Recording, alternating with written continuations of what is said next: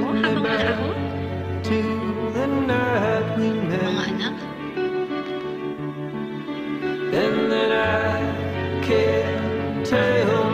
Jen, kakabalik lang ni Alice from hospital.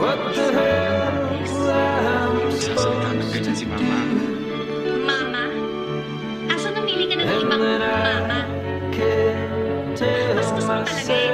Alam mo, kung walang nalalaki kang ganyan, di sana hindi na kita pinaampon. Jay?